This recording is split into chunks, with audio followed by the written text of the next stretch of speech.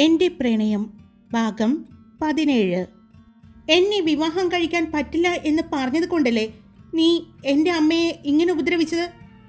ഇനി വിവാഹം കഴിച്ചാലും ഇങ്ങനെ പല പ്രശ്നങ്ങൾ ഉണ്ടാകുമ്പോഴും നീ എൻ്റെ അമ്മയെ ഉപദ്രവിക്കില്ല എന്ന് എന്താ ഉറപ്പ്? എനിക്ക് ഭാര്യയെ വേറെ കിട്ടും, പക്ഷേ അമ്മയെ എനിക്ക് വേറെ കിട്ടില്ല. അതുകൊണ്ട് എനിക്ക് നിന്നെ വേണ്ട. ഇനി എൻ്റെ കൺമുന്നിൽ കാണരുത് നിന്നെ. ഇന്നത്തെ കൊണ്ട് ഈ ബന്ധം ഇവിടെ അവസാനിക്കുകയാണ്. നിരഞ്ജൻ പറഞ്ഞതും അവൾ ഞെട്ടി അവൻ്റെ അടുത്തു നിന്ന് പിന്നിലേക്ക് മാറി. എന്നാൽ ഇതെല്ലാം കേട്ട് ഞെട്ടി നിൽക്കായിരുന്നു ഐറ. നിരഞ്ജനും പൊന്നുവും പ്രണയത്തിലായിരുന്നു എന്നറിഞ്ഞ് വിശ്വസിക്കാൻ പറ്റാതെ പൊന്നുവിൻ്റെ അടുത്തേക്ക് ചെന്നു. പൊന്നു, നീയും നിരഞ്ജനും തമ്മിൽ?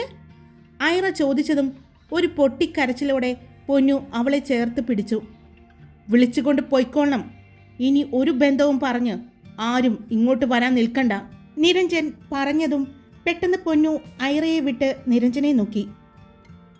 ഞാൻ ചെയ്യാത്ത തെറ്റിൻ്റെ പേരിലാണ് ഇപ്പോൾ ഇവിടെ നിന്നും ഇറങ്ങിപ്പോകുന്നത്. 8 വർഷത്തെ നമ്മുടെ പ്രണയമാണ്, വിശ്വാസമാണ് ഇവിടെ തകരുന്നത്.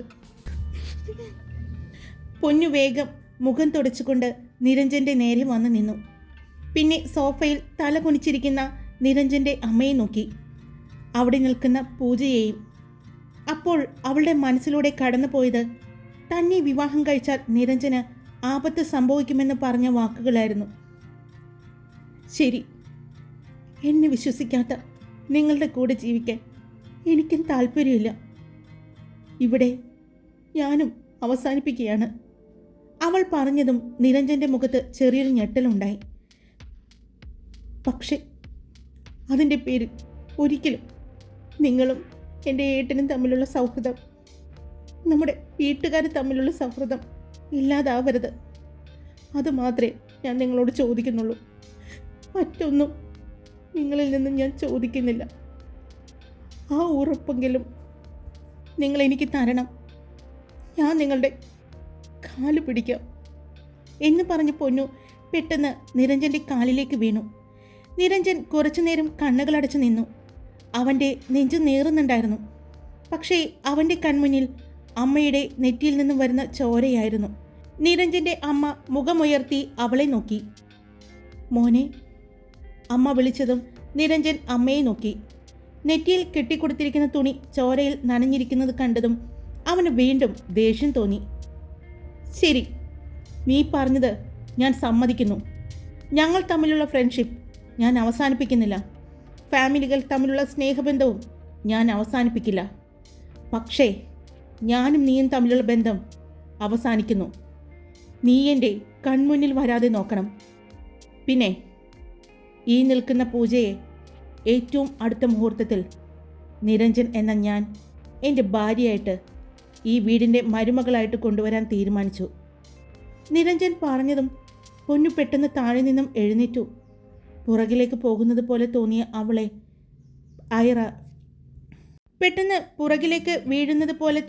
അവളെ ഐറ ചേർത്ത് പിടിച്ചു. മതി പൊന്നു, നിന്നെ വിശ്വാസമില്ലാത്തടത്ത് നീ നിൽക്കരുത്. വാ പോകാം എന്ന് പറഞ്ഞ് പൊന്നുവിനെയും കൊണ്ട് ഐറ അവിടെ നിന്നും നടന്നു പോകുമ്പോൾ തളർന്ന് നിലത്തേക്ക് വീണു പോകും എന്ന് തോന്നിയത് കൊണ്ട് ഐറ അവളെ ചേർത്ത് പിടിച്ചിരുന്നു. പടികൾ ഇറങ്ങുന്നതിന് മുമ്പ് തിരിഞ്ഞു നിന്ന ഐറ നിരഞ്ജനെ നോക്കിക്കൊണ്ട് പറഞ്ഞു, ഇത്രയും വർഷം നിങ്ങൾ ഇവളെ സ്നേഹിച്ചു എന്ന് പറയുന്നുണ്ട്. ഞങ്ങൾക്ക് ഇതൊന്നും അറിയില്ല. പക്ഷേ ഒരു കാര്യം ഞാൻ പറയാം. പണ്ടൊരിക്കൽ ഞങ്ങൾ പറഞ്ഞിട്ടുണ്ട്, ദാ ആ നിൽക്കുന്നവളെ നിങ്ങൾ വിവാഹം കഴിച്ചാൽ നിങ്ങളുടെ ജീവിതം നായ നക്കിയെന്ന്. ഇനി നിങ്ങളുടെ ജീവിതം അങ്ങനെ തന്നെയായിരിക്കും. ഞങ്ങളുടെ പൊന്നുവിനെ പോലെ ഒരു പെൺകുട്ടിയെ കിട്ടാൻ നിങ്ങൾക്ക് യോഗമില്ല. അനുഭവിക്കും. നിങ്ങൾ ഇത്രയും സ്നേഹിച്ച ഇവളെ മനസ്സിലാക്കാതെ പോയ നിങ്ങൾ അനുഭവിക്കുക തന്നെ ചെയ്യും. ഇവളെ ഞങ്ങൾ നോക്കിക്കൊള്ളാം എന്ന് പറഞ്ഞ് പൊന്നുവിനെയും ചേർത്ത് പിടിച്ച് ഐറ ആ വീട്ടിൽ നിന്നും ഇറങ്ങി. അവൾ വീട്ടിലെത്തിയതും പൊന്നു വേഗം റൂമിലേക്ക് കയറി ബെഡിൽ കിടന്ന് കരഞ്ഞു. ഐറ വേഗം തന്നെ വാണിയെയും ശ്രദ്ധയെയും വിളിച്ചു. വേഗം വരാൻ പറഞ്ഞു. അവർ പൊന്നുവിൻ്റെ റൂമിലെത്തുമ്പോൾ കാണുന്നത് ബെഡിൽ കിടന്ന് പൊട്ടിക്കരയുന്ന പൊന്നുവിനെയാണ്. എന്താടാ, എന്താ? വാണി ചോദിച്ചു. അവിടെ നിരഞ്ജൻ്റെ വീട്ടിലുണ്ടായ സംഭവങ്ങളെല്ലാം ഐറ പറഞ്ഞു. അവരും ഒരു അത്ഭുതത്തോടെയും ഞെട്ടലോടെയുമായിരുന്നു കേട്ടിരുന്നത്. പൊന്നുവിനും നിരഞ്ജനും തമ്മിൽ ഇഷ്ടമായിരുന്നു എന്നുള്ള കാര്യം അവരും അപ്പോഴാണ് അറിയുന്നത്. എന്തു പറഞ്ഞ് അവളെ ആശ്വസിപ്പിക്കണം എന്ന് അറിയില്ലായിരുന്നു. എന്നാലും മുഴുവനായിട്ടും ഒന്നും അറിയാത്തത് കൊണ്ട് അവർ പൊന്നുവിനെ ആശ്വസിപ്പിക്കാൻ ശ്രമിച്ചു. ഒരുപാട് നേരം അവൾ കിടന്ന് കരഞ്ഞു. ഇനിയും ഒന്നും മിണ്ടാതിരുന്നാൽ ശരിയാകില്ല എന്ന് തോന്നിയ ശ്രദ്ധ ദേഷ്യത്തോടെ പൊന്നുവിനെ വിളിച്ചു. കുറേ നേരത്തെ ശ്രമത്തിനൊടുവിൽ പൊന്നു എഴുന്നേറ്റു. പൊന്നു, സത്യം പറ, ഇത്രയും വർഷം നമ്മൾ ഒരുമിച്ച് ഒരു മനസ്സായി ജീവിച്ചു എന്നാണ് ഞങ്ങൾ കരുതിയത്. അതിൽ നിന്നും നിന്റെ മനസ്സ് മാത്രം എപ്പോഴാ പൊന്നു ഞങ്ങളിൽ നിന്നും അകന്നു പോയത്? അവൾ ചോദിച്ചത് കേട്ടതും പൊന്നുവിന് സങ്കടം സഹിക്കാൻ പറ്റുന്നുണ്ടായിരുന്നില്ല. അങ്ങനെയൊന്നുമില്ല, ഞാൻ അവൾ പറയാൻ പോയതും വാണി കൈയെടുത്ത് തടഞ്ഞു. പിന്നെ എന്തുകൊണ്ടാ നീ നിരഞ്ജനുമായിട്ടുള്ള പ്രണയം ഞങ്ങളോട് പറയാതിരുന്നത്? അത് നിരഞ്ജൻ ചേട്ടൻ തന്നെ ഇവിടെ വന്ന് ചോദിക്കുമ്പോൾ നിങ്ങളെല്ലാവരും അറിഞ്ഞാൽ മതിയെന്ന് ഞങ്ങൾ നേരത്തെ തീരുമാനിച്ചിരുന്നു. ഓ, അപ്പോൾ ഞങ്ങളെക്കാളും വലുതായിരുന്നു നിനക്ക് നിരഞ്ജനല്ലേ? ഞങ്ങൾക്കറിയില്ലായിരുന്നു. വിഷമത്തോടെ ശ്രദ്ധ പറഞ്ഞതും പൊന്നു വേഗം അവളുടെ കയ്യിൽ പിടിച്ചു. ഇനി എനിക്ക് താങ്ങാൻ വയ്യ, എന്നെ ഇനിയും വേദനിപ്പിക്കല്ലേ, അവൾ പറഞ്ഞു. ഇല്ല, എന്നാ ഇനി കാര്യം പറ, എന്ന് തുടങ്ങി നിങ്ങൾ തമ്മിലുള്ള ഇഷ്ടം? വാണി ചോദിച്ചതും അവർ തമ്മിലുണ്ടായ എല്ലാ കാര്യങ്ങളും അവൾ പറയാൻ തുടങ്ങി. എല്ലാം കേട്ട് ഒരു ഞെട്ടലോടെ തന്നെയാണ് 3 പേരും ഇരുന്നത്. ഇന്നുണ്ടായ സംഭവങ്ങളടക്കം പറഞ്ഞതും 3 പേർക്കും ദേഷ്യം തോന്നി. കൊള്ളാം, നീ സ്നേഹിക്കുന്നതിന് മുമ്പ് നിന്നെ സ്നേഹിച്ചു എന്ന് പറയുന്ന ആൾക്ക് 11 വർഷമായി നിന്നോട് പ്രണയം എന്ന് പറഞ്ഞ ആൾക്ക് നിനക്ക് 8 വർഷമായി തുടങ്ങിയ പ്രണയം. എന്നിട്ട് 11 വർഷം നിന്നെ പ്രണയിച്ച നിരഞ്ജന് നിന്നെ മനസ്സിലാക്കാൻ പറ്റിയില്ല, നിന്നെ വിശ്വസിക്കാൻ പറ്റിയില്ല. ഒരു കണക്കിന് നല്ലതാ പൊന്നു. നിങ്ങൾ വിവാഹം കഴിച്ചിരുന്നെങ്കിൽ അവൻ ഇതുപോലെ എന്തെങ്കിലും ഒരു പ്രശ്നം വീട്ടിലുണ്ടായാൽ നിന്റെ ഒപ്പമൊന്നും നിൽക്കില്ല എന്ന് നിനക്ക് മനസ്സിലായില്ലേ? വാണി പറഞ്ഞു. പെട്ടെന്ന് താഴെ നിരഞ്ജൻ്റെ ശബ്ദം കേട്ടതും പൊന്നു പിടഞ്ഞെഴുന്നേറ്റു. അവളുടെ കണ്ണുകളിൽ ചെറിയൊരു തിളക്കം വാണിയും ശ്രദ്ധയും ഐറയും കണ്ടു. അവൾ വേഗം പടികളിറങ്ങി താഴേക്ക് ചെല്ലുമ്പോൾ ദേഷ്യത്തോടെ മുന്നിൽ നിൽക്കുന്ന നിരഞ്ജനെ കണ്ടു. ആ മുഖം കണ്ടപ്പോൾ തന്നെ പൊന്നുവിന് മനസ്സിലായി തന്നോടുള്ള ദേഷ്യമാണ് ഇപ്പോഴും ആ മുഖത്തെന്ന്. നിന്നെടുത്തു നിന്ന് ഒരടി നടക്കാൻ പറ്റാതെ അവൾ അവിടെ നിന്നു. നിരഞ്ജൻ അവൾക്കടുത്തേക്ക് വന്നു. എനിക്ക് അറിയായിരുന്നു എന്നെ അന്വേഷിച്ച് വരുമെന്ന് അവൾ പറഞ്ഞു. ഞാൻ നിന്നെ സ്നേഹം കൊണ്ട് കാണാൻ വന്നതല്ല, ഇതെല്ലാം തരാൻ വന്നതാണ്. നിന്റെ ഓർമ്മകൾ പോലും ഇനി എനിക്ക് വേണ്ട. എൻ്റെ അമ്മയെ ഞാൻ ഹോസ്പിറ്റലിൽ കൊണ്ടുപോയി. സ്റ്റിച്ചിട്ടിട്ടുണ്ട് അമ്മയ്ക്ക്. ഡോക്ടർ പറഞ്ഞത് ചിലപ്പോൾ കുറച്ചുകൂടി ആഴത്തിലുള്ള വീഴ്ചയായിരുന്നെങ്കിൽ ഒരു പക്ഷേ എൻ്റെ അമ്മ ജീവനോട് ഉണ്ടാവില്ല എന്നാണ്. എൻ്റെ അമ്മയെ നഷ്ടപ്പെടുത്തിയിട്ട് ഞാൻ നിന്നെ സ്വീകരിക്കുമെന്ന് വിചാരിച്ചോ നീ? അമ്മയ്ക്ക് തുല്യം അമ്മ മാത്രമേ ഉള്ളൂ. ഇതാ നിന്റെ ഓർമ്മയ്ക്കായി ഞാൻ സൂക്ഷിച്ച സാധനങ്ങളാണ്. ഇനി എനിക്ക് ഇത് വേണ്ട. നീ കാരണം എൻ്റെ അമ്മയുടെ ശരീരത്തിൽ നിന്ന് ചോര പൊടിഞ്ഞിട്ടുണ്ടെങ്കിൽ ഞാൻ നിന്നെ ഇനിയും സ്നേഹിച്ചാൽ ആ അമ്മയുടെ മകനാണെന്ന് ഞാൻ പറയുന്നതിൽ ഒരർത്ഥവും ഇല്ലാതായി പോകും. വേറെ എന്തും ഞാൻ പൊറുക്കും. എൻ്റെ അമ്മയെ വേദനിപ്പിച്ചാൽ ഞാൻ പൊറുക്കില്ല. അത് നിനക്ക് നന്നായിട്ടറിയാം. ഞാൻ പറഞ്ഞ് മനസ്സിലാക്കിയാൽ എൻ്റെ അമ്മ സമ്മതിക്കായിരുന്നു. എന്നെ അമ്മ വിളിച്ചു പറഞ്ഞപ്പോൾ അതിനുവേണ്ടിയാണ് ഞാൻ ഓടി വന്നത്. അതിനുള്ള സാവകാശം പോലും തരാതെ നീ എന്തിനാ? അവൻ അത്രയും പറഞ്ഞു നിർത്തി. ഇനി ഒന്നും പറഞ്ഞിട്ട് കാര്യമില്ല എന്നറിയാവുന്നത് കൊണ്ട് ഒന്നും മിണ്ടാതെ അവൾ നിന്നതേയുള്ളൂ. ആഹാ, കൊള്ളാലോ നിരഞ്ജൻ മാഷേ. ഇത്രയും വർഷം നിങ്ങൾ അവളെ സ്നേഹിച്ചിട്ട്, അല്ലെങ്കിൽ വേണ്ട, അവളെ നിങ്ങൾ ചെറുപ്പം മുതൽ കാണാൻ തുടങ്ങിയതല്ലേ? അവൾ അങ്ങനെ ചെയ്യുമെന്ന് നിങ്ങൾക്ക് തോന്നുന്നുണ്ടോ? അവൾ പറയുന്നത് നിങ്ങളെന്താ വിശ്വസിക്കാതിരുന്നത്? നിങ്ങൾക്ക് ഇപ്പോൾ പൂജ പറയുന്നതായിരിക്കും അല്ലേ വിശ്വാസം? അപ്പോൾ ഇവളെ സ്നേഹിച്ചു എന്ന് പറയുന്നതിൽ എന്തർത്ഥമാണുള്ളത്? ഇനി പൂജയുടെ അച്ഛൻ നിങ്ങൾക്ക് മുന്നിലേക്ക് ഓഫർ എന്തെങ്കിലും വെച്ചിട്ടുണ്ടോ? അതിന് ഒരു കാരണം കണ്ടുപിടിച്ചതാണോ ഞങ്ങളുടെ പൊന്നുവിനെ ഒഴിവാക്കാൻ? വാണി ദേഷ്യത്തോടെ ചോദിച്ചു. ശരി, പൂജ പറഞ്ഞത് കളവ്. അപ്പോൾ എൻ്റെ അമ്മ പറഞ്ഞതോ? നിരഞ്ജൻ ചോദിച്ചു. നിന്നെ വിവാഹം കഴിക്കണമെന്ന് ഞാൻ ആഗ്രഹം പറഞ്ഞപ്പോൾ അതിന് 2 കൈ നീട്ടി സമ്മതിച്ചതാ എൻ്റെ അച്ഛനും അമ്മയും. എന്നിട്ട് ജാതകത്തിൻ്റെ പേരിൽ സ്വാഭാവികമായിട്ടും അമ്മയ്ക്ക് തോന്നുന്ന ഒരു പേടി. അത് പറഞ്ഞു മനസ്സിലാക്കാൻ പറ്റുമായിരുന്നു. ചിലപ്പോൾ അത് പറഞ്ഞു മനസ്സിലാക്കാൻ സമയമെടുക്കും. അതിന് അമ്മയെ പിടിച്ച് തള്ളുകയാണ് ചെയ്യേണ്ടത്. ഒരു പക്ഷേ അമ്മയ്ക്ക് എന്തെങ്കിലും സംഭവിച്ചിരുന്നെങ്കിൽ ഇവൾക്ക് തിരിച്ചു തരാൻ പറ്റുമോ എൻ്റെ അമ്മയെ? നിങ്ങൾ കുറേ നേരമായല്ലോ നിങ്ങളുടെ അമ്മ അമ്മ എന്ന് പറയുന്നത്. നിങ്ങളുടെ കണ്ണിൽ അമ്മ മാത്രമേ ഉണ്ടായിരുന്നുള്ളൂ, ഇവളുണ്ടായിരുന്നില്ലേ? പിന്നെ നിങ്ങളുടെ അമ്മ പറഞ്ഞ കാര്യം അത് നിങ്ങൾ ഒന്ന് ചെന്ന് ചോദിച്ചു നോക്ക്, സത്യമാണോ എന്ന്.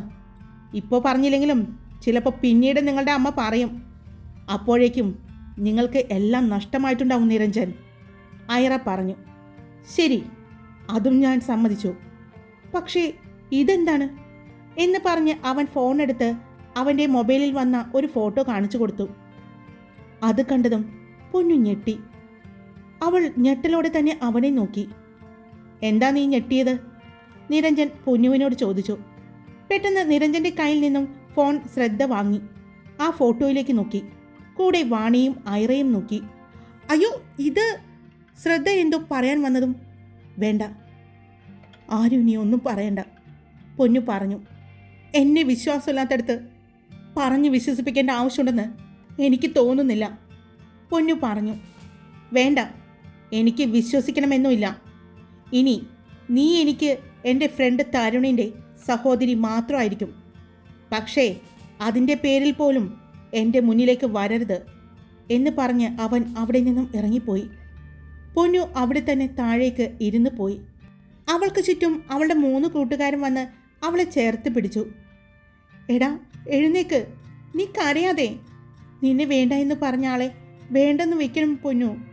ഇത്രയും വർഷം സ്നേഹിച്ചിട്ട് എന്താ നിനക്ക് കിട്ടിയത്? ഇപ്പോഴും നിന്നെ മനസ്സിലാക്കാനല്ല അയാൾ ശ്രമിക്കുന്നത്. അമ്മയെ സ്നേഹിക്കേണ്ട എന്നല്ല പറയുന്നത്, പക്ഷേ നിന്നെ മനസ്സിലാക്കാമായിരുന്നു. നീ വാ, എനിക്ക് ഇനിയും ഇതൊക്കെ കണ്ടു നിന്ന് സഹിക്കാൻ പറ്റില്ല എന്ന് പറഞ്ഞ് ശ്രദ്ധ അവളെയും കൊണ്ട് മുറിയിലേക്ക് നടന്നു. മുറിയിൽ ചെന്നതും പൊന്നു ബെഡിലേക്ക് വീണു. അവളുടെ ഹൃദയം തകർന്നുള്ള ആ കരച്ചിൽ കണ്ടു നിൽക്കാൻ അവളുടെ കൂട്ടുകാർക്ക് സാധിക്കുന്നുണ്ടായിരുന്നില്ല. എന്നാലും ആ ഫോട്ടോ എങ്ങനെയാ നിരഞ്ജൻ്റെ കയ്യിൽ കിട്ടിയത്? അയാൾക്ക് അത് ഇവളല്ല ഞാനാണെന്ന് മനസ്സിലാക്കാനുള്ള കോമൺ സെൻസ് പോലും ഇല്ലേ? കാര്യം അവളുടെ ഡ്രസ്സാണ് ഞാൻ ഇട്ടിരിക്കുന്നത്. പക്ഷേ ശ്രദ്ധ പറഞ്ഞതും, എടാ പെട്ടെന്ന് നോക്കിയാൽ മനസ്സിലാവില്ല. കാരണം നീ ശ്രദ്ധിച്ചോ, ഇവളുടെ ആ ഡ്രസ്സ് മാത്രമേ ശരിക്കും കാണാൻ പറ്റുന്നുള്ളൂ. നീയും നവീനും തമ്മിൽ ഫ്രഞ്ച് അടിക്കുന്ന ഫോട്ടോയാണ് മോളെ. 2 പേരുടെയും മുഖം കാണുന്നില്ല. ശരിയാ, പക്ഷേ ആരായിരിക്കും ആ ഫോട്ടോ അയച്ചു കൊടുത്തത്? ഞാൻ വിളിച്ചു പറയാം ആ സംശയരോഗിയുടെ അടുത്ത്. അത് ഞാനും നവീൻ ചേട്ടനുമാണെന്ന് ശ്രദ്ധ പറഞ്ഞു. വേണ്ട, എന്നെ മറ്റുള്ളവർ പറഞ്ഞു വേണോ നിരഞ്ജൻ ചേട്ടൻ അറിയാൻ, മനസ്സിലാക്കാൻ? അമ്മ പറഞ്ഞപ്പോൾ തെറ്റിദ്ധരിച്ചു, പൂജ പറഞ്ഞപ്പോഴും അത് വിശ്വസിച്ചു. ഇപ്പോൾ ആരോ കാണിച്ചു കൊടുത്ത ഫോട്ടോ കണ്ടിട്ട് എന്നെ തെറ്റിദ്ധരിച്ചിരിക്കുന്നു. എന്നോട് സംസാരിക്കാനോ ഞാൻ പറയുന്നത് കേൾക്കാനുള്ള മനസ്സ് കാണിക്കുന്നില്ല. അതുകൊണ്ട് ഇനി ഏച്ചു കെട്ടിയാൽ മുഴച്ചിരിക്കും ഈ ബന്ധം. ജീവിതം തുടങ്ങുന്നതിന് മുമ്പ് സംശയം. എനിക്കിനി നിരഞ്ജനെ വേണ്ട. അയാളില്ലാന്ന് കരുതി ഞാൻ മരിക്കാനൊന്നും പോകില്ല, ജീവിക്കും ഞാൻ. അവൾ പറഞ്ഞതും ഐറ അവളുടെ അടുത്തേക്ക് ചെന്നു. അവളെ ചേർത്ത് പിടിച്ചിരുന്നു. എന്നാലും ആ രേവതി ആൻറ്റി ഇങ്ങനെ പറഞ്ഞത് എന്തിനാ? ഇവളെ എന്തിനാ അവർ ഇങ്ങനെ തെറ്റുകാരിയാക്കിയത്? അത് നിനക്ക് മനസ്സിലായില്ലേ? ഇവരുടെ ജാതകം നോക്കിയപ്പോൾ ഇവളെ വിവാഹം കഴിച്ചാൽ മകന് അപകടം എന്ന് പറഞ്ഞപ്പോൾ ഇവളെ നൈസായിട്ട് ഒഴിവാക്കി. അതിനവർ പൂജയുടെ സഹായവും കിട്ടി. പിന്നെ അതിനൊരു നുണയും കണ്ടുപിടിച്ചു. എന്നാലും പൊന്നു അവരെ തള്ളി വീഴ്ത്തിയെന്ന് പറയുമ്പോൾ വിശ്വസിക്കാൻ മാത്രം മണ്ടനാണോ നിരഞ്ജൻ? ശരി, ഇനി ഇവളുടെ ഭാഗത്തു നിന്ന് അങ്ങനെ പറ്റിയിട്ടുണ്ടെങ്കിൽ പോലും പെട്ടെന്ന് ഈ 11 വർഷത്തെ പ്രണയം ആവിയായി പോകുമോ? എനിക്ക് മനസ്സിലാകുന്നില്ല. അവിടെ നിന്നും എഴുന്നേറ്റുകൊണ്ട് ശ്രദ്ധ പറഞ്ഞു. പൊന്നു അപ്പോഴും കരയുന്നുണ്ട്. ശ്രദ്ധ അവളുടെ അടുത്തേക്ക് ചെന്നു. ഞാൻ ചെന്ന് പറയാടി അയാളോട്. എൻ്റെ ദേഷ്യമൊന്നും നീ കണക്കാക്കണ്ട. വേണമെങ്കിൽ നവീനെയും കൊണ്ടുപോകാം, അവൾ പറഞ്ഞു.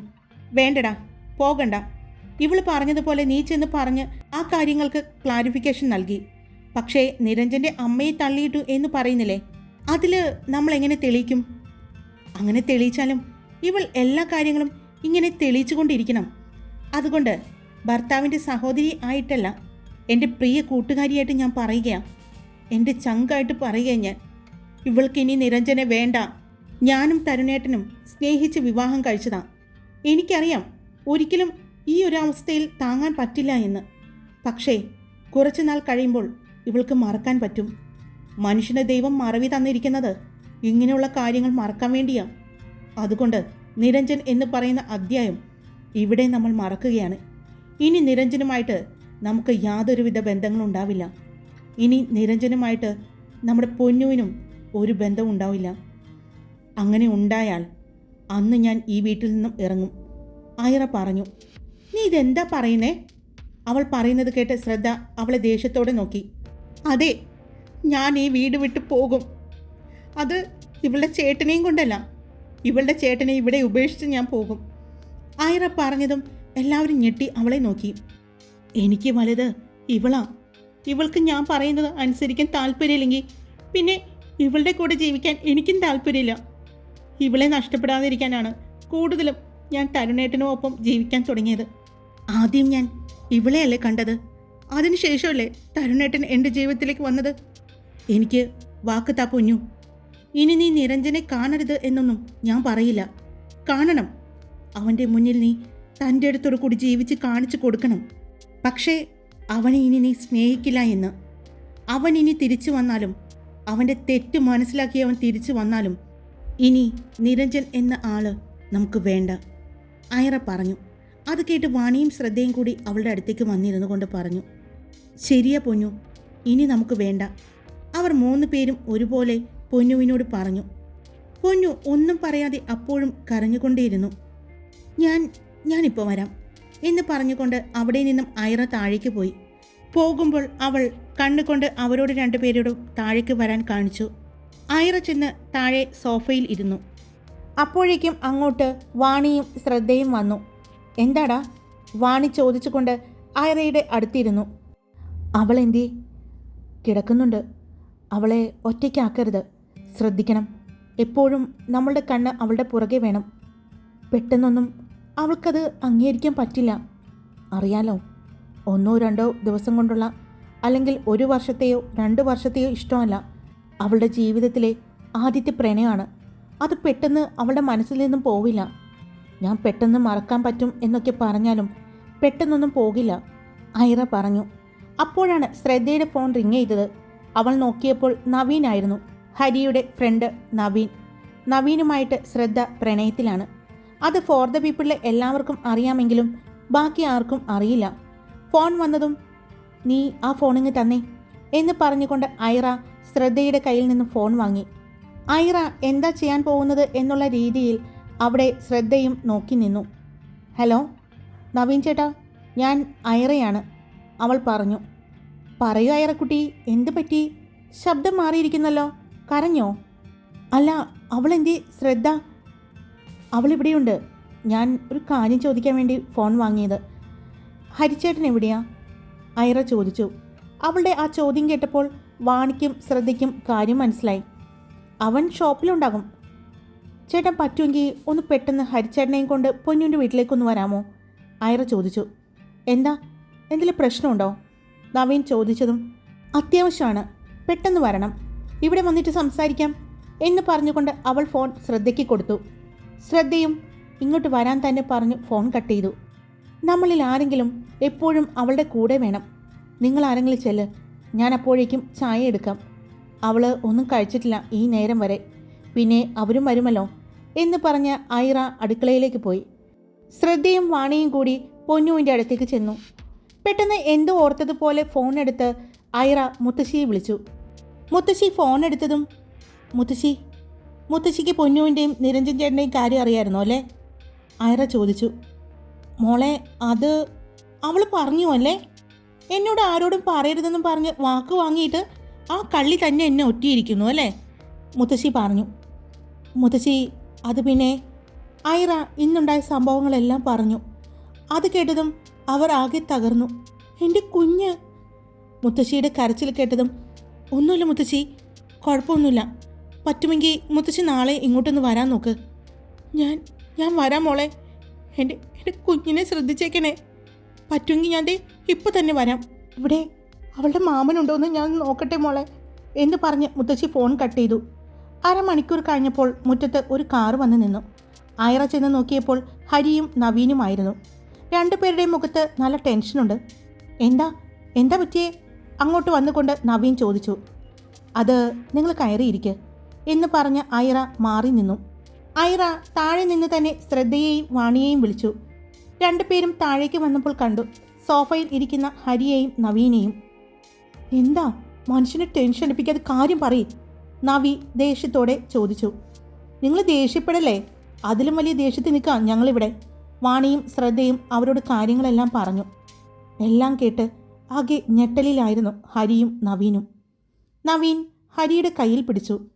അവൻ്റെ മുഖത്തെ ഭാവവ്യത്യാസം കണ്ടപ്പോൾ തന്നെ മനസ്സിലായി അവൻ അതൊരു ഷോക്കാണെന്ന്. ഇത് നിങ്ങൾക്കറിയില്ല എന്ന് പറഞ്ഞാൽ വിശ്വസിക്കില്ല ഞാൻ, നവീൻ പെട്ടെന്ന് ദേഷ്യത്തോടെ ശ്രദ്ധയോട് പറഞ്ഞു. ഇല്ല, സത്യമായിട്ടും ഞങ്ങൾക്ക് അറിയില്ല. ഇന്ന് പൊന്നുവിനെ അന്വേഷിച്ച് ഞാൻ അങ്ങോട്ട് ചെന്നപ്പോൾ നിരഞ്ജൻ തല്ലുന്നത് കണ്ടുകൊണ്ടാണ് ഞാൻ അങ്ങോട്ട് ചെന്നത്. അപ്പോഴാണ് ഞാൻ ഇതെല്ലാം അറിയുന്നത്, ഐറ പറഞ്ഞു. അവൻ പൊന്നുവിനെ തല്ലിയോ? ദേഷ്യത്തോടെ ഹരി എഴുന്നേറ്റു. എടാ നീ ഇവിടെ ഇരിക്കേ, നീ അത് മാത്രമേ കേട്ടുള്ളൂ? നവീൻ ദേഷ്യത്തോടെ ചോദിച്ചു. അവർ തമ്മിൽ ഇഷ്ടത്തിലായിരുന്നു എന്ന്. അതും ഇന്നും ഇന്നലെയും തുടങ്ങിയ ഇഷ്ടമല്ല എന്ന്. അതിന് അവളെ തല്ലണോ? ഹരി വീണ്ടും ദേഷ്യത്തോടെ ചോദിച്ചു. എന്നിട്ട് ഇതളെവിടെ? മുകളിലുണ്ട്. അപ്പോൾ തുടങ്ങിയ കരച്ചില ഇതുവരെയും മാറിയിട്ടില്ല. വാടാ, നമുക്കൊന്ന് പോയി കാണാമോളെ, നവീൻ പറഞ്ഞു. ഇല്ല, ഞാൻ വരുന്നില്ലടാ.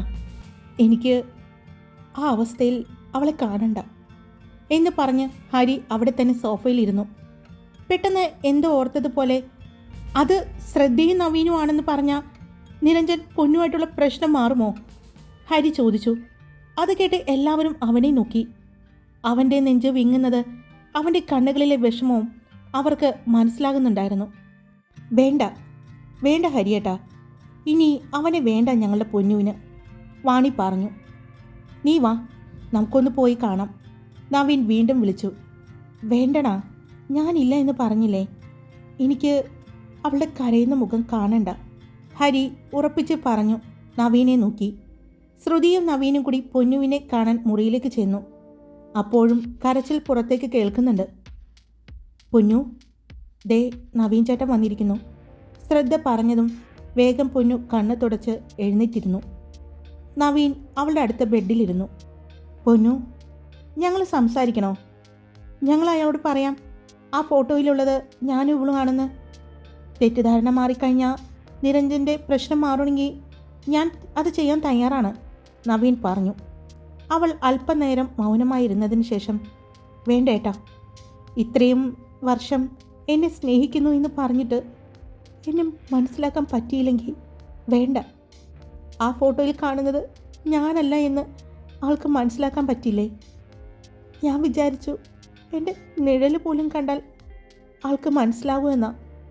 പക്ഷേ തോറ്റുപോയി ഞാനും എൻ്റെ പ്രണയവും, അവൾ പറഞ്ഞുകൊണ്ട് മുഖം പൊത്തിക്കരഞ്ഞു. എന്ത് പറഞ്ഞ് അവളെ ആശ്വസിപ്പിക്കണം എന്നറിയാതെ നവീൻ ശ്രദ്ധയെ നോക്കി. പിന്നെ ഒന്നും മിണ്ടാതെ വേഗം നവീൻ അവിടെ നിന്നും എഴുന്നേറ്റ് പോയി. ശ്രദ്ധ അവളുടെ അടുത്ത് തന്നെ ഇരുന്നു. അവളെ നെഞ്ചിലേക്ക് ശ്രദ്ധ ചേർത്ത് പിടിച്ചിരുന്നു. താഴെ ചെന്നതും നവീൻ സോഫയിലിരുന്നു. അവൻ്റെ മുഖം ദേഷ്യം കൊണ്ട് വരിഞ്ഞു മുറുകിയിരുന്നു. എനിക്ക് സഹിക്കാൻ പറ്റുന്നില്ല പൊന്നുവിൻ്റെ മുഖം കണ്ടിട്ട്. ഇടത് കവിൾ ചുവന്ന്, അവൻ്റെ വിരൽപ്പാടുകൾ ചുവന്ന് തടിച്ചു കിടക്കുന്നു. നവീൻ പറഞ്ഞതും ഹരി പെട്ടെന്ന് അവിടെ നിന്നും എഴുന്നേറ്റു. പൊന്നുവിൻ്റെ മുഖത്ത് പാടുണ്ടോ? മുറിവുണ്ടോടാ? ഹോസ്പിറ്റലിൽ പോകണോ? ഹരി വെപ്രാളത്തോട് ചോദിക്കുമ്പോൾ നവീനും വാണിയും ഐറയും പരസ്പരം നോക്കി. നീ ഇവിടെ ഇരിക്ക്, നവീൻ അവൻ്റെ കയ്യിൽ പിടിച്ച് അവിടെ ഇരുത്തി.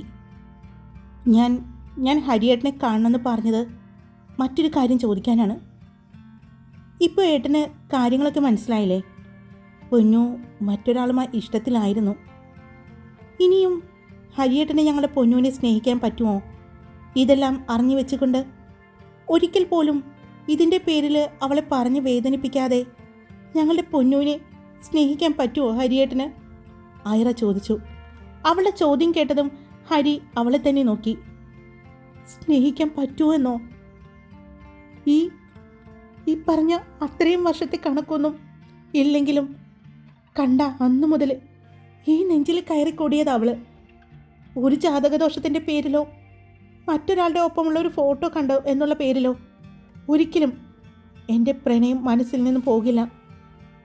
അത്രയ്ക്ക് ഇഷ്ടമാണ് എനിക്ക് എൻ്റെ ഇതളിനെ. അവൻ എഴുന്നേറ്റ് ഐറയുടെ അടുത്തേക്ക് ചെന്നു. നീ ഇപ്പോൾ ഈ വീടിൻ്റെ മരുമകളാണ്, അവളുടെ ഏട്ടത്തിയാണ്. ഞാൻ ചോദിക്കുകയോ? എനിക്ക് തരുമോ അവളെ? ഞാൻ എൻ്റെ വീട്ടുകാരുമായിട്ട് വന്ന് ചോദിക്കാം. അച്ഛനോടും അമ്മയോടും തരുണിനോടും എല്ലാം എനിക്ക് തന്നേക്കാവോ? ഞാൻ കൊണ്ടുപോയി നോക്കിക്കോളാം അവളെ. അവനത് പറയുമ്പോൾ കണ്ണുകൾ നിറഞ്ഞൊഴുകുന്നുണ്ട്. ഞങ്ങൾക്കറിയാം ഹരിയേട്ടൻ അവളെ ഒരുപാട് ഇഷ്ടപ്പെടുന്നുണ്ടെന്ന്. നിരഞ്ജൻ അങ്ങനെ പറഞ്ഞിറങ്ങിപ്പോയപ്പോൾ എൻ്റെ മനസ്സിൽ ആദ്യം വന്ന മുഖം ഹരിയേട്ടൻ്റെയാണ്. ഹരിയേട്ടൻ എത്രമാത്രം അവളെ സ്നേഹിക്കുന്നുണ്ടെന്ന് അടുത്ത് അറിഞ്ഞവരാ ഞങ്ങൾ. അതുകൊണ്ട് ഹരിയേട്ടൻ മതി അവൾക്കെന്ന് എനിക്ക് തോന്നി. ഹരിയേട്ടന് സമ്മതമാണെങ്കിൽ ഇവിടെ ഞാൻ നിങ്ങളുടെ കാര്യം പറയട്ടെ? ഐറ ചോദിച്ചു.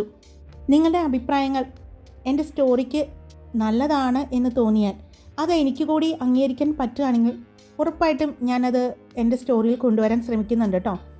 അപ്പോൾ ഇഷ്ടപ്പെട്ടാൽ ലൈക്ക് ചെയ്യുക, നിങ്ങളുടെ അഭിപ്രായങ്ങൾ കമൻറ്റ് ചെയ്യുക. സബ്സ്ക്രൈബ് ചെയ്യാതെ കേൾക്കുന്നവരുണ്ടെങ്കിൽ സബ്സ്ക്രൈബ് ചെയ്ത് സപ്പോർട്ട് ചെയ്യുക. Love you all. It's me Karthika.